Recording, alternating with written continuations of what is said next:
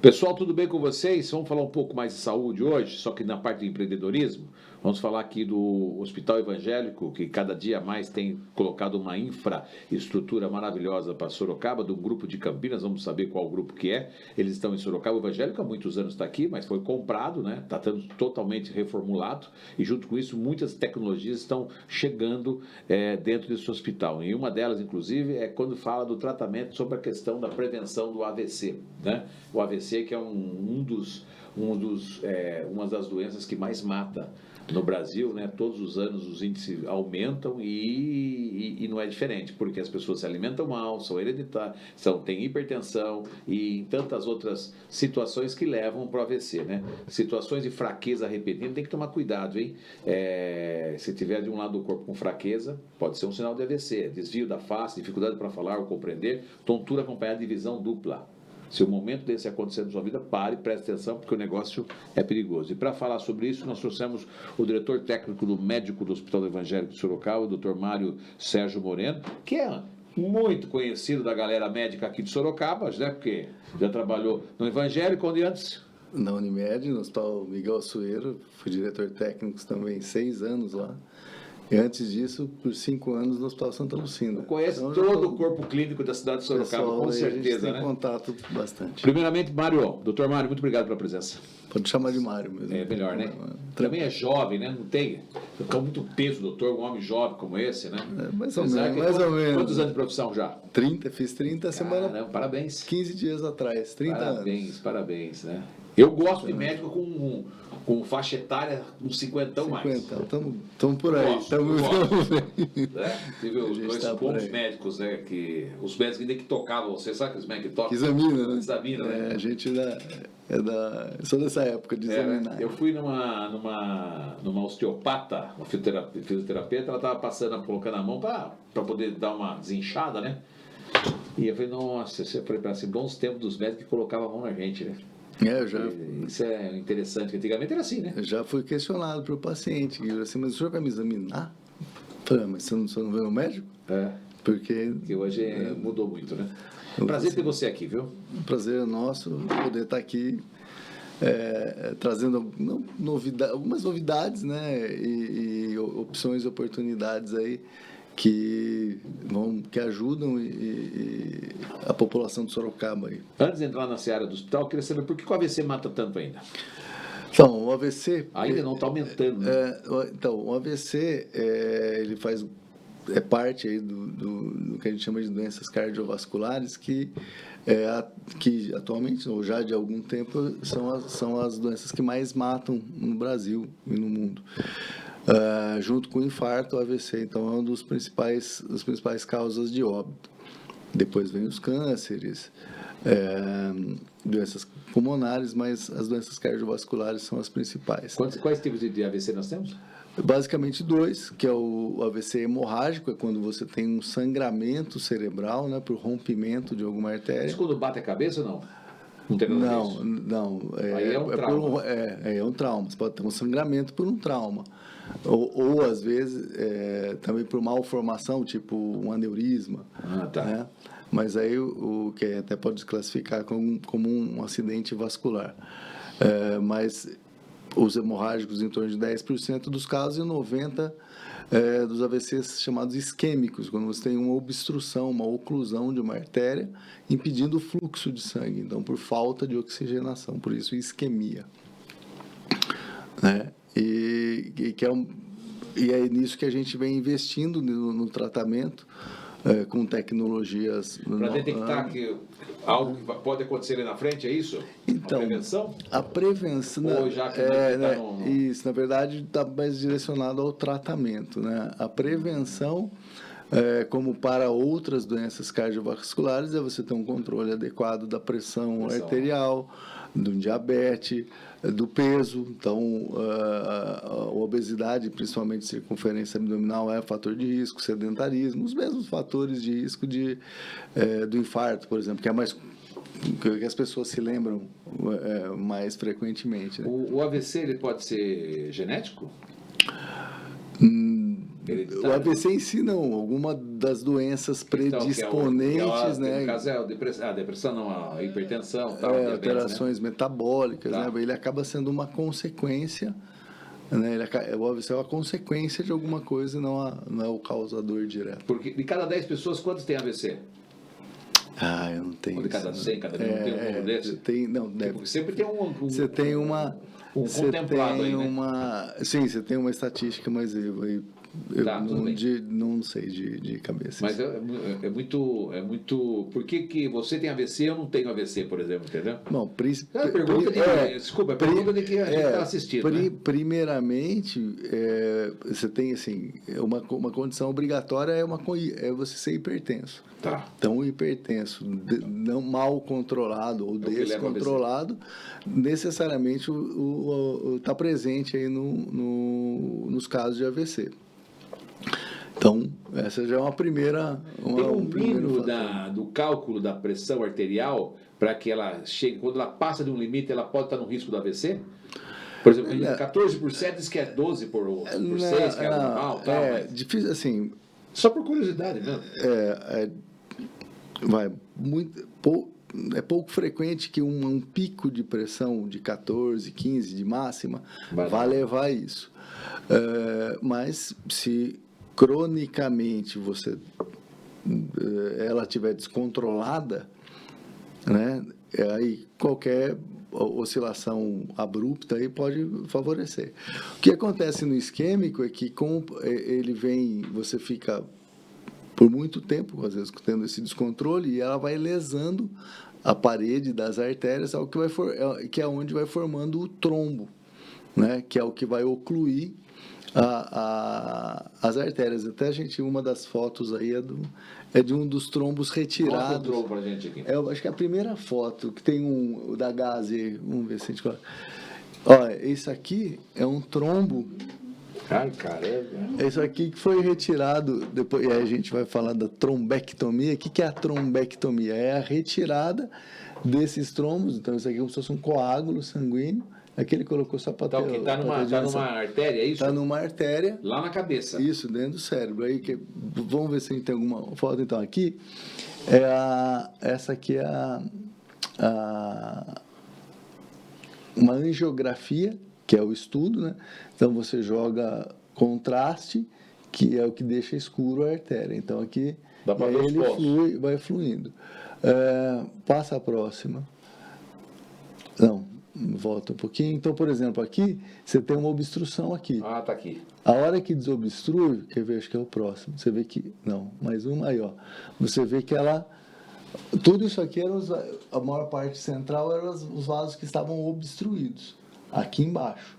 Você tirou o trombo, então você... Alivia. Não, você trata, você volta a dar fluxo sanguíneo... Para o cérebro todo. Para o cérebro, para aquela área afetada do cérebro, então impedindo que os neurônios daquela determinada área morram ou sofram demais, causando as sequelas, que aí vai variar o grau de sequela, dependendo da área, da extensão do derrame, do AVC, né? Então, tem a trombólise e depois, ou a trombectomia, que a gente pode mostrar ali, você praticamente, em boa medida, às vezes você impede até que a pessoa tenha sequela.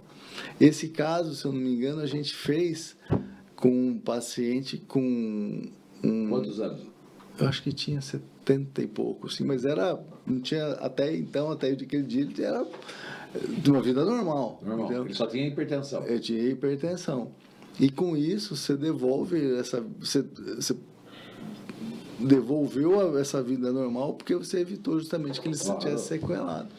Né? Então, isso é importante para ele, é importante para a família, porque às vezes não, né? Sempre tem alguém com alguma sequela. E aí, como eu disse, vai variar o grau de sequela, que é desde uma diminuição de força motora, uma coisa assim, até caso de coma, de não conseguir falar mais, dificuldade de pelo amor de Deus, engolir. É importante falar também as consequências do AVC, né? Porque o que o AVC causa quando não morre? Então, é isso que eu estava comentando. As pessoas, o que a gente não tem noção. Porque vai justamente disso, vai ter coisas mais leves até você ficar numa cadeira de roda ou até numa cama, dependendo, né? Casos de AVC hemorrágico, AVC, mesmo o isquêmico, dependendo da extensão, dependendo do local onde oclui e da área do cérebro afetada, então tem uma área que coordena o movimento dos braços, a outra da fala, a outra do tronco, enfim, das pernas. Depende de onde está atingido. Onde entope ali que não sai mais. Aí o negócio para ali e ferrou. Exatamente. Então vai do nada, quando você consegue tratar a tempo, até coisas mais graves. Eu fui no borracheiro esses dias atrás, aí um puta cara forte, brincando. Eu cheguei, o cara tava assim. O que aconteceu com esse povo? Eu tive AVC, eu percebi 2 dias depois. Jogou bola, tudo ficou, aquele chegou tava. Então, e tem esses casos também, mas. Porque tudo isso e tá voltando, mas vamos pouco. E as chances, elas são maiores quanto mais rápido você. Eu vi que você está falando aqui, isso que eu ia falar para você, né? Cada segundo importa, então. Porque assim, o racional é justamente isso. Cada segundo que eu fico sem oxigenar determinada área, eu vou piorando. Então, quando fala que cada segundo, é cada segundo mesmo, não é força. A dor de cabeça tem alguma coisa a ver? Você pode ter. O cara fazer enxaqueca insuportável, parece que o cara vai ter um AVC, gente. Então, você até pode ter dor de cabeça acompanhando ou relacionada ao AVC.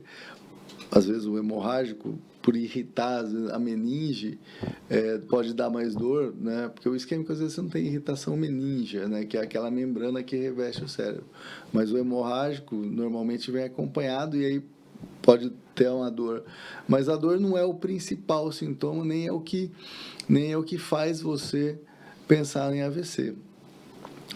Existe uma escala muito simples de avaliação, que é a escala de Cincinnati, que é o que faz você, né, que é o que qualquer um de nós aí, não vamos colocar assim, que a população em geral, não precisa ser nem médico, nem ninguém ligado à área de saúde, que é você ver assim, a pessoa que estava tudo bem, estava normal e começa com uma diminuição, uma alteração que você, na fisionomia. Então, às vezes você pede para a pessoa sorrir, ele contrai só um lado do rosto, dificuldade de levantar os braços, ou perda de força de um dos lados do corpo, alteração de fala. Então a pessoa começa a falar com... Desculpa falar, mas é horrível, né? Tudo que você está falando é horrível. Então, mas é coisa... AVC, né, cara? Então, mas não, tem que falar. Estou falando que é horrível assim, de ver a pessoa. Às vezes uma pessoa fala igual eu estou falando normal. Então, e aí, isso que a gente estava comentando, assim, por exemplo, vou dar o exemplo dos Estados Unidos, que estuda isso há muito tempo. As crianças lá têm desde do primário treinamento na escola para estar alerta quando acontece isso. Eles não vão fazer nada de grandes tratamentos, atendimento disso, mas assim, uma vez que ele identifica, o último itemzinho dessa escala é o atendimento de urgência. Então, se você vê, né, se você vira alguém com esses sintomas ou com essas manifestações, não fazer nada, eu passar a mão no telefone e ligar lá 192, enfim. Né? Sim, eles têm a percepção, né? É só a percepção. Né? Então, mas isso em criança, a AVC não existe, né? Não. Eu quis dizer que o treinamento, que desde pequeno você tem um olhar para primeiro mundo, meu filho. Mas são coisas... Podia ter aqui, então, né? porque isso não custa nada. Isso não depende de dinheiro. Não, né? Mas é questão de escolhas, né? De escolha, de estar atento para isso. O jovem corre risco de AVC? Qual idade? A partir de qual idade que a gente corre risco de AVC? O mais comum, vamos colocar assim, a partir de 40, 50 anos, porque como eu falei do início, como depende muito da história de hipertensão, diabetes e tal, essa é a faixa etária que é onde você começa a ter mais casos, né? Então, é muito raro, é muito incomum você ter jovem. Existe, mas assim, não é o Hoje não é nada mais incomum, porque você pega uma médica de coloproctologista, por exemplo, conversando com ela, fala assim, porque eu recebo muitos médicos aqui, né? Tá tendo câncer de intestino em jovens, por causa da alimentação dessa criançada hoje em dia. Não estou dizendo que isso... Mas está acontecendo que está antecipando certas doenças, né? Não, você pode estar antecipando certas doenças, mas também o que acontece, o que a gente fez, você antecipa muito o diagnóstico, né? Então tem muita coisa que sempre existiu, mas você não diagnosticava. Tá certo. Né? Então hoje, né, você acabou de dar um exemplo, a colonoscopia. A colonoscopia hoje é um exame, vou exagerar aqui, mas é um hemograma, né? Você faz, é fácil de se fazer, você tem acesso relativamente fácil de clínicas tal, e é eficiente no diagnóstico, né? O que é a hemodinâmica e como que ele atua especificamente?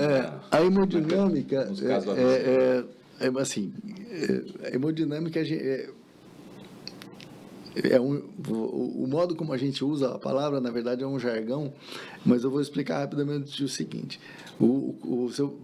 fosse para a gente falar o nome inteiro, o nome completo, e com nome e sobrenome, seria mais adequado falar assim, um laboratório de hemodinâmica, um serviço de hemodinâmica, porque a hemodinâmica é um termo de fisiologia que estuda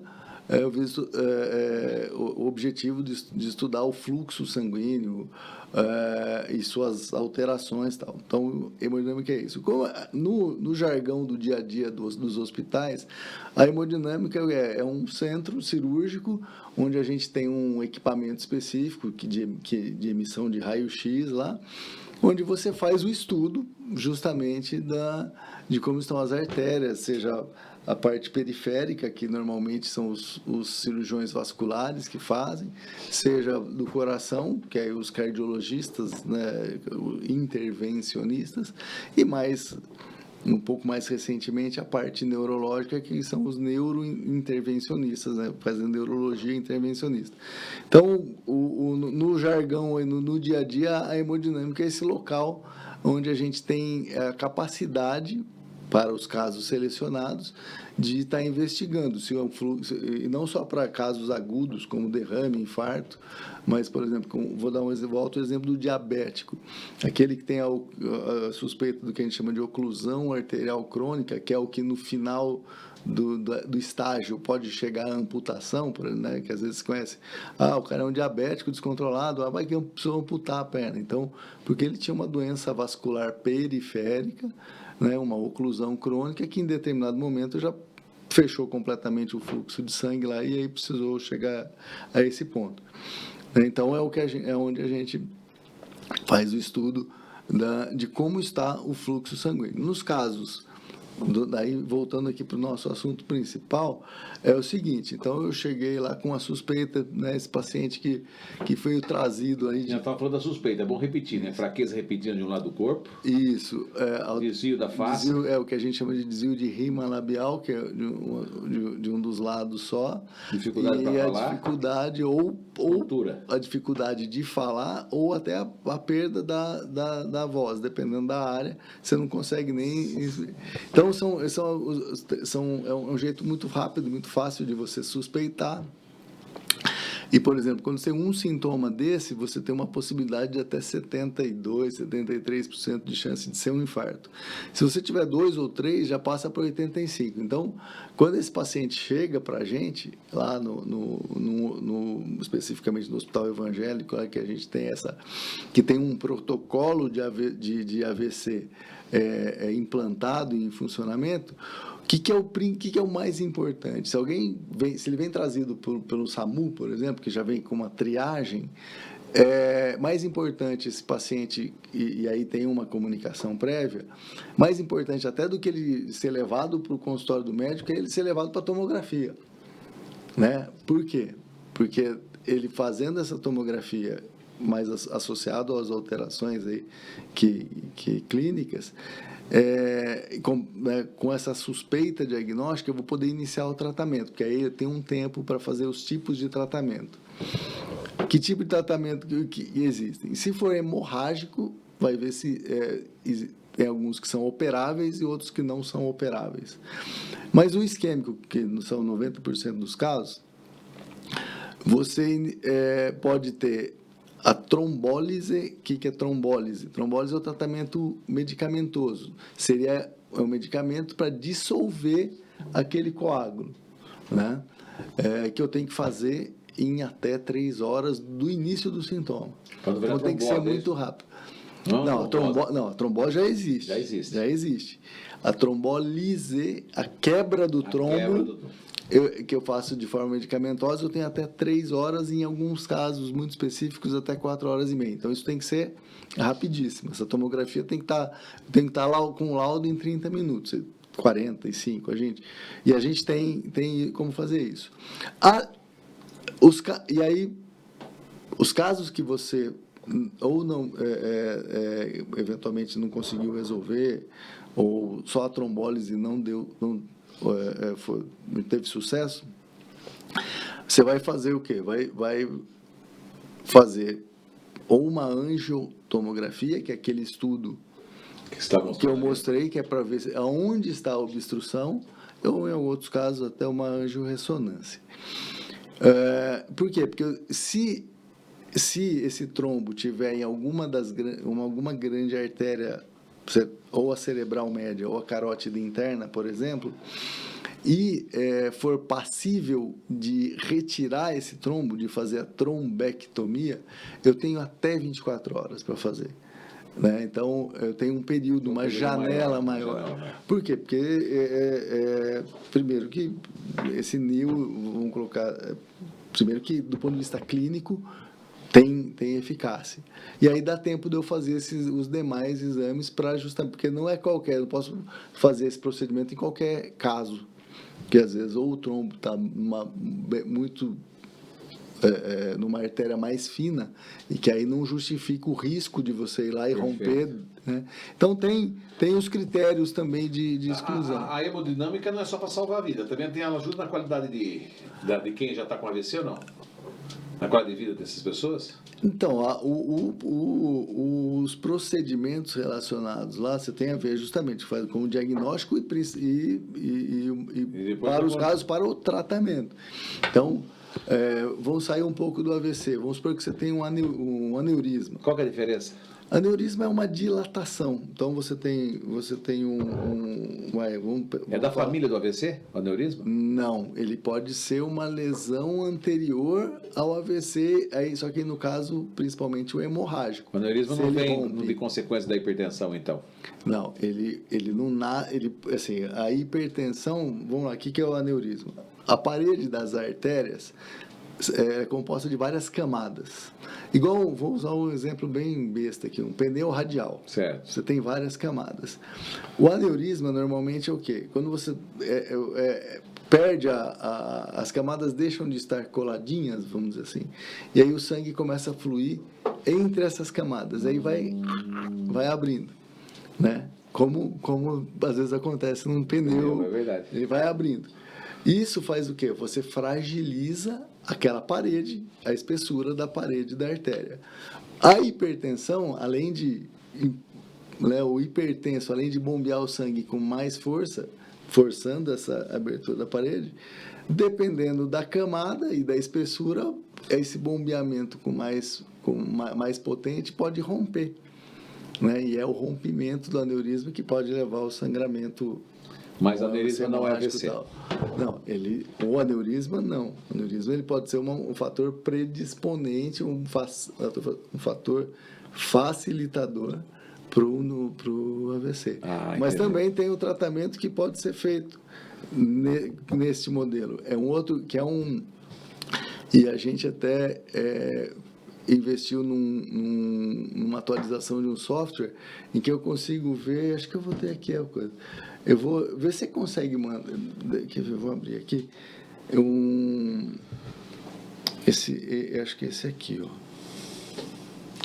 Bom, quando ele procura, eu estou falando com o Dr. Mário Sérgio Moreno, né? Você que está assistindo a gente, pode assinar o nosso canal, participar, assinar o nosso canal. Estamos aqui todos os dias com muitos temas interessantes. Nosso propósito aqui é levar informação relevante que possa auxiliar as pessoas a melhorar a sua condição de vida, seja espiritual, mental ou física, no caso de patologias aí, que são doenças corriqueiras do dia a dia, né? Principalmente o AVC, o que mais mata no Brasil. Em segundo lugar está o câncer. Então você vê que o negócio não é brincadeira, tem que ter muita responsabilidade. Acho que chega aqui com 1.700.000 pessoas com AVC e infarto no Brasil. Acho que eu vi um número uma vez aqui, é mais coisa atual. grande. Bastante. Né?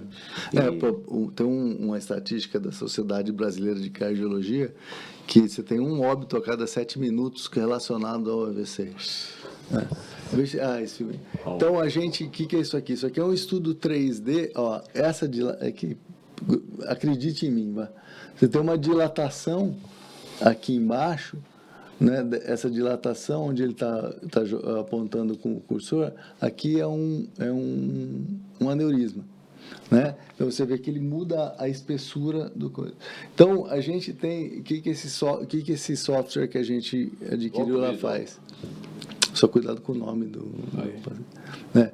Então, eu rodo 3D para ver toda a estrutura estrutura e extensão do aneurisma, para fazer o tratamento como se fosse do infarto.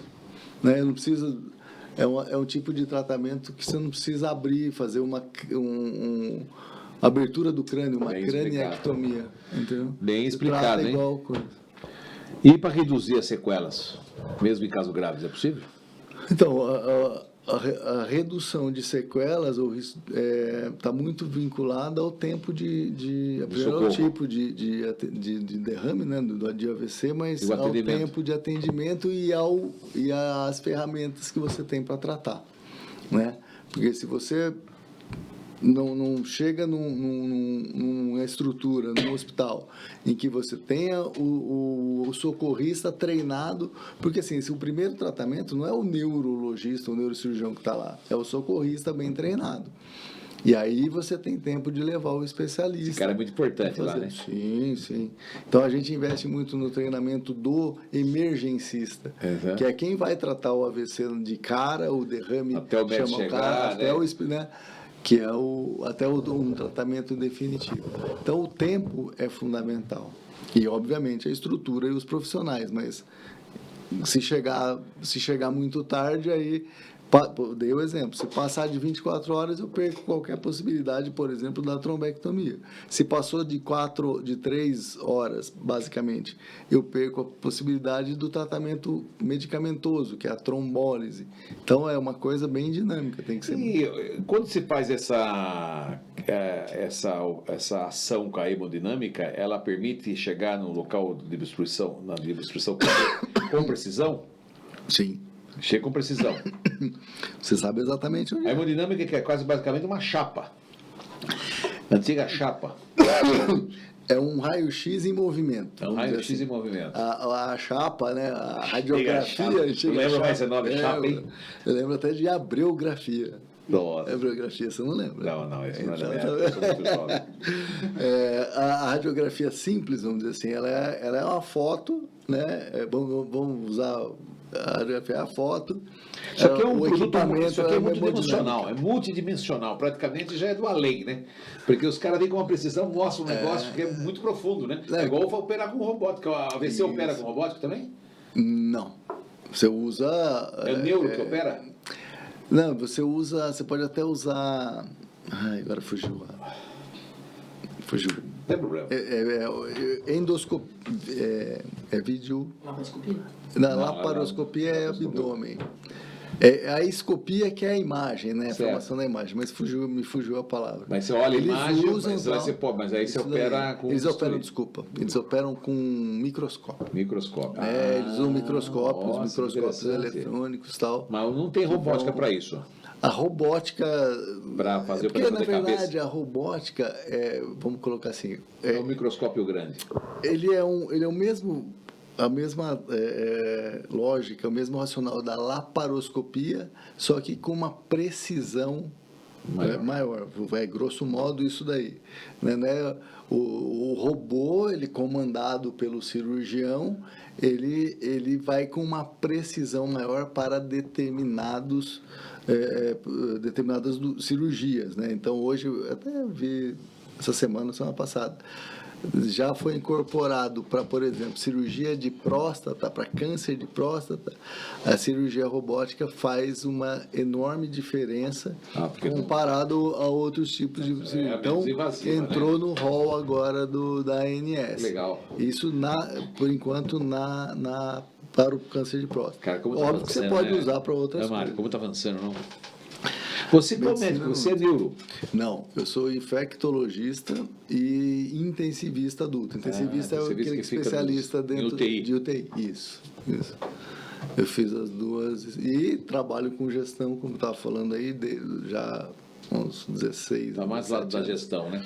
Não, eu faço UTI ainda. Eu não deixei de fazer UTI, principalmente. Eu gosto assim, na verdade, eu sou médico, né? Eu inventei essa história da gestão, mas eu sempre quis, desde criança. Você tem amabilidade, isso é bom. Tem sinal de que tem dom para médico, não é? A gente conhece médico, de olhar, você sabe que é médico, né?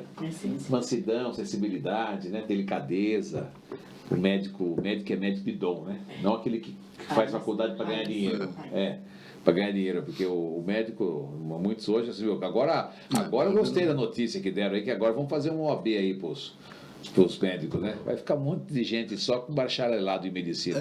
Mas isso aí banalizaram aí a faculdade, mexer com saúde, você está de brincadeira, né?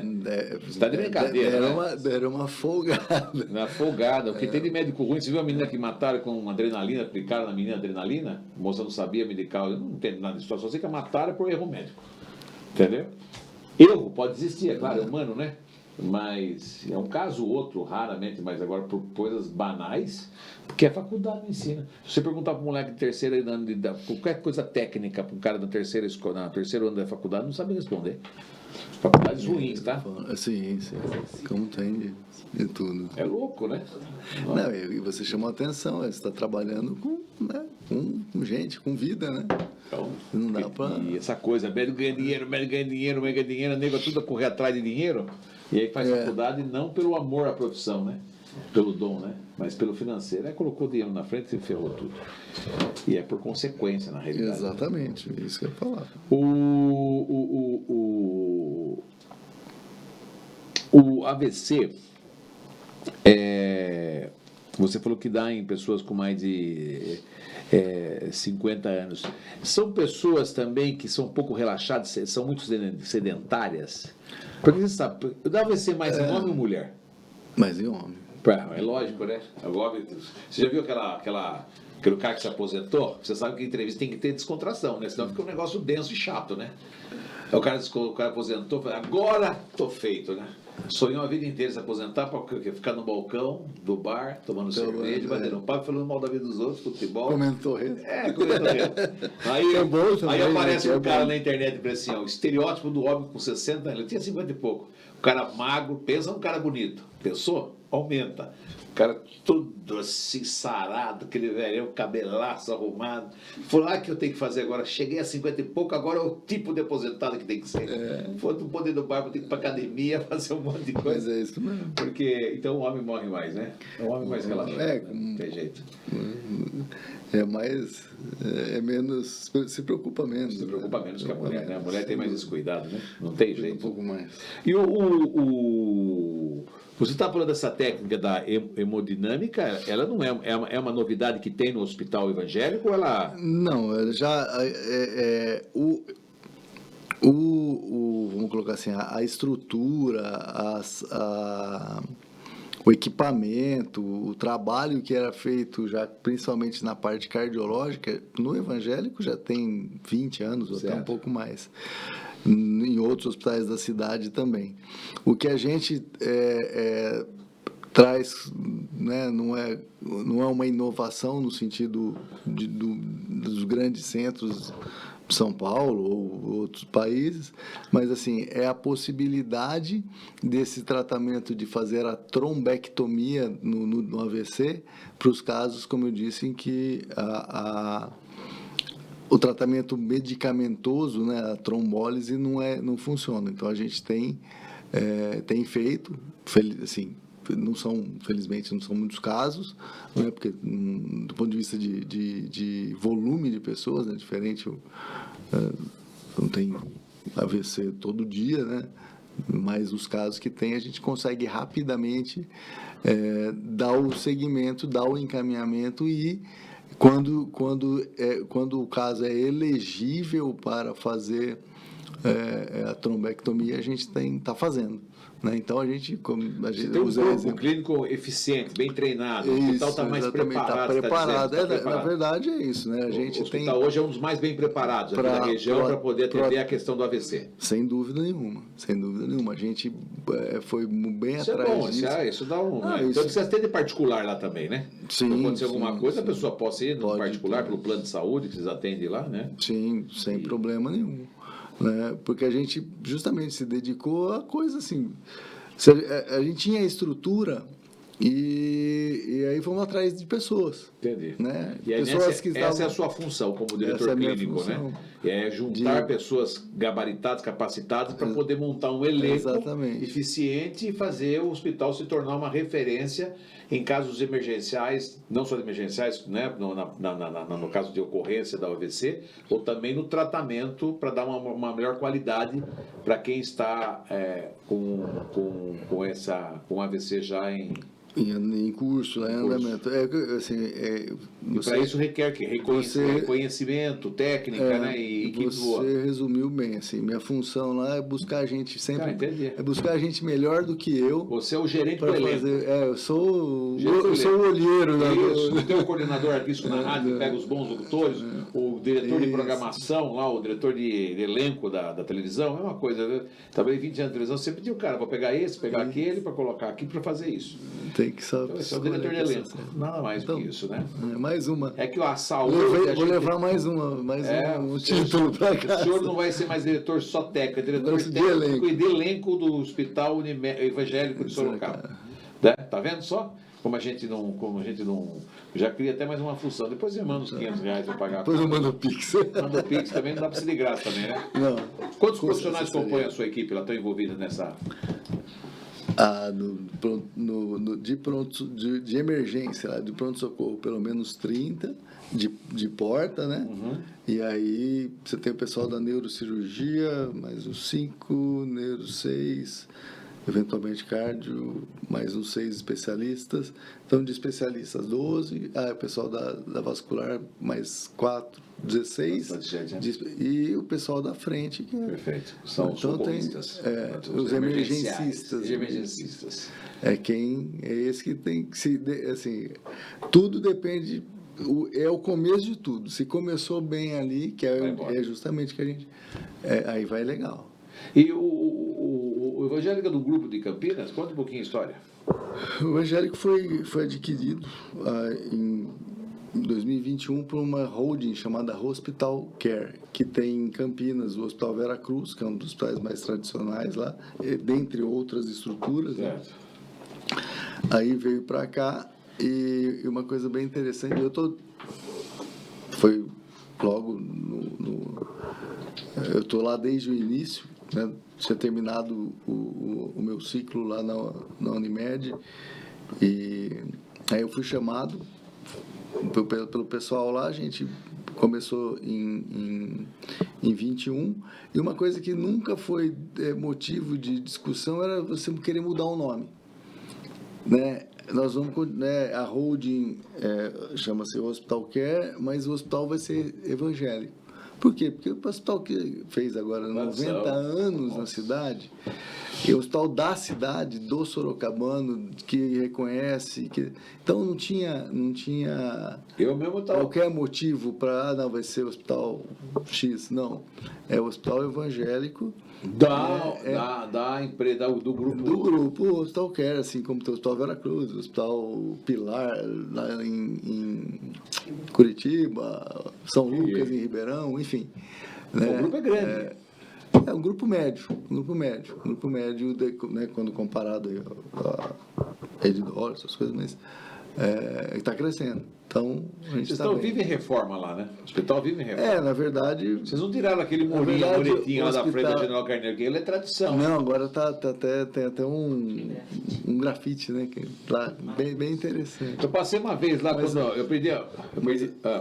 Só por completando o que você falou, assim, o hospital, se ele for inaugurado hoje, ou se ele tiver 90 anos, ele está sempre em reforma.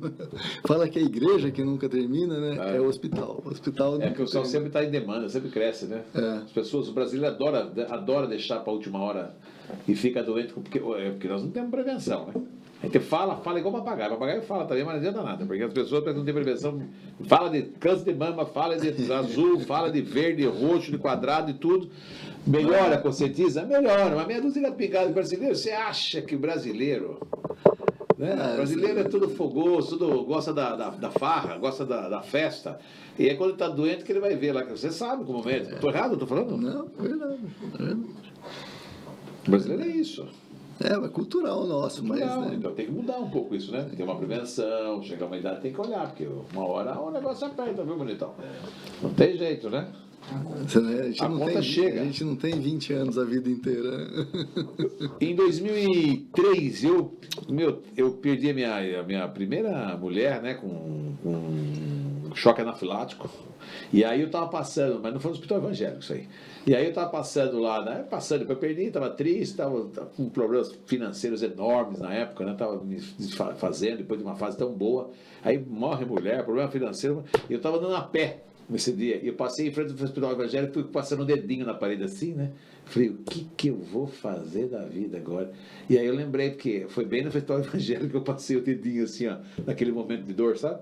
Passei, foi maravilhoso, minha vida prosperou muito. Foi super foi maravilhoso, né? Então, mas eu me lembro que eu passei ali. E nos anos 70, quando eu era criança, eu tive todas as doenças que você possa imaginar, eu estava internado no hospital evangélico. Entendeu? Peguei tudo que tinha direito quando era criança. Nasci com fartura. Mas não era pouco, minha vez mas passou bem, passei, né? Passou bem por isso. Agora tem que tomar cuidado, porque quem teve catapora pode ter zoster. Há uns negócios muito loucos. Eu não tenho estresse, você que vai pegar da gente, não? Tem que tomar a vacina, Mirlão a vacina. Você não tem de graça lá? Não tem. Não tem? Se tivesse, tinha tomado. É Mirlão. Mirlão vai tomar o zoster, né? Mas umas coisas de louco, né? Eu não sei. E o hospital, então, está preparado para atender o negócio de AVC 24 horas. 24 horas. Então, você recomendaria às pessoas, evidentemente, que em caso emergencial disso, né, uma situação de AVC, né, como ocorreu com esse menino que estava conversando agora, o borracheiro, né, o cara ficou 2 dias, depois não sabe, né? Atenderam muito bem ele no hospital, acho que foi no público dele, não sei. Nós temos um suporte bom, temos hospitais aqui maravilhosos, né? Mas as pessoas, quando precisarem poder correr até o hospital evangélico, então. Gente, assim, o nosso preparo é para proporcionar à população aí, o que tem de melhor. Né? Então, a gente está à disposição, realmente. O que a gente faz imediatamente se aparecer alguma coisa? Como que a gente percebe isso, né? Aquilo que você falou, né? É levar para o hospital, não tem onde levar, né? Não, é para o hospital, ou dependendo do... Porque a gente não pode fazer nada, cara, não é igual uma parada cardíaca. Porque normalmente, assim, via de regra, não está tendo nenhuma parada, né? Que é diferente da parada cardíaca, que você tem que massagear, né, fazer tecnicamente o que a gente chama de ressuscitação cardiopulmonar, que é a massagem. Mas no derrame não, no AVC é ir para o hospital para ver qual é o tipo e qual o melhor e o tratamento que está indicado para aquele caso. Né? E na gente, a melhor questão, o melhor papel de tudo isso é o controle, né? Da hipertensão, da diabetes. É o que a gente comentou aqui. Colesterol embora tudo que envolve mudança de hábito, mudança de vida, estilo de vida, é o mais difícil. Né? Então, como é que é a história? Para emagrecer, você precisa fazer o quê? Você tem que comer menos do que você gasta, né?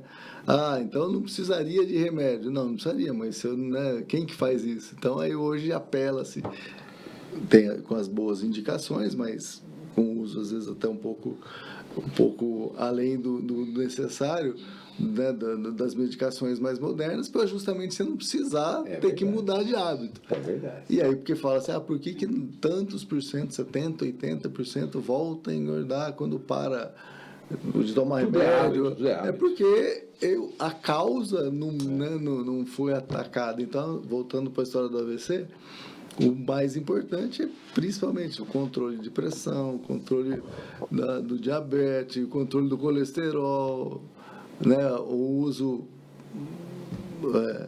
moderado, vamos dizer assim, às vezes, do álcool, diminuir de peso. Quer dizer, tudo que te dá prazer, e aí não é que te dá prazer, o que pode te dar prazer, as pessoas eventualmente não querem abrir mão, né? O açúcar é um veneno.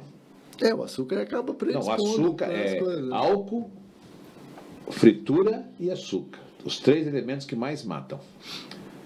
Quem falou esse dia aqui, não foi? Foi ontem, Felipe? O nutricionista, né?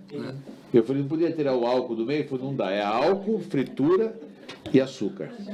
E todo mundo que eu trago, nutrólogo, geriatra, todo tipo de médico, todo mundo faz. É a mesma coisa, a conversa cai para o mesmo caminho. É criar vergonha nesta cara. A verdade é essa. Se você gosta de comer fritura, aí você, mas uma gordurinha é bom. Gordurinha é bom, por exemplo, de carne, para quem treina. Aí a pessoa pode comer uma gordurinha da picanha. Agora, para quem não faz nada, ainda come a gordura, não tem como, né? Então a gente precisa se cuidar com atividade física, certo? Alimentação saudável, diminuir o estresse, porque vai gerar cortisol, e cortisol deve fazer um monte de consequências. É um veneno E a verdade é uma só. Quer que eu fale de verdade? Como diz o caipira, é cortar o rabo. Porque as pessoas vivem correndo atrás do rabo 24 horas. Você já percebeu? Sai do sistema. Vai viver uma vida saudável, entendeu? Abraça uma árvore, coloca o pé descalço, faça uma oração, medita, faz alguma coisa, meu Deus do céu. Os caras não querem fazer nada. Os caras querem ficar no sofá, no videogame, na internet. É uma mordomia hoje em dia. Na nossa época não tinha nada. Você já dirigiu Fusca? Opa, aprendi a dirigir no Fusca. Meu filho. Não tinha direção, não tinha nada, né? Hoje o carrão serve, vai assim, ó, nem barulho faz. Quando precisa pôr a mão no volante, né? Porque agora já tem os que nem precisam, né? Então, a facilidade também trouxe um monte de coisa, né? Porque a sociedade é muito folgada, né?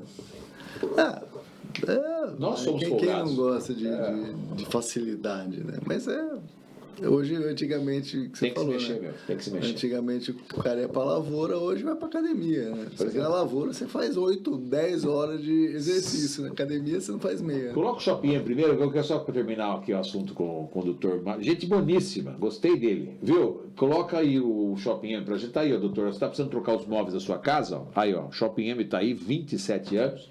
Essa loja linda que o senhor entrou aqui.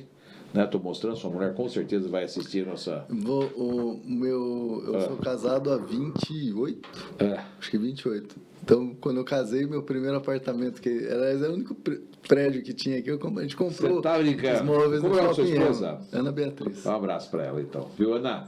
Tá aqui, dá para você renovar agora com os móveis de 28 atrás. Não tá mais Não, já mudou. Mudamos até de casa já. Nem a casa é mesmo. Viu? Você precisa de uma decoração aí, ó, de cortina, de tapete, mesas aí maravilhosas. E tem a parte de planejados também, viu? Tanto para a parte corporativa como para a parte residencial. Parte de planejado muito rápido aqui, o preço é muito bom. O preço é muito bom, tá bom? Fica dado um recado para você, para poder comprar aqui no Shopping. Você está falando de magreza? Depois dessa ida para a Itália, começa a vir na internet um monte de coisa de Itália, dessa última que eu fui agora, né? E aí você vê o cara com 90 anos, 100 anos, o cara vive a vida lá, e fuma. Fuma bem. Come, por exemplo, eu almocei e jantei todo dia. Não me senti engordei, eu enchei. Por causa da bebida, né? Mas ficou tudo inchado. Mas eu não senti engordei, porque a massa é diferente, o trigo é outro, é orgânico, os caras andam pra caramba, você anda 15, 18 km por dia. Porque aquilo tudo plano, você vai pra cá, vai pra lá, vai pra cá. Os caras andam muito. Então, é uma população magra. Mas a gente eu brinco e falo assim, a gente só não pode esquecer que a gente só vê os que estão vivos, né? Porque os que não estão, a gente não está vendo. Não sei qual é o índice de gente que morre de cada 100 então, boa. Lógico que tem como a gente... Mas é mais comum você ver o pessoal... Meu avô, de origem espanhola, que começou na lavoura, morreu com 98 e fumava, não fumava até os 98, né?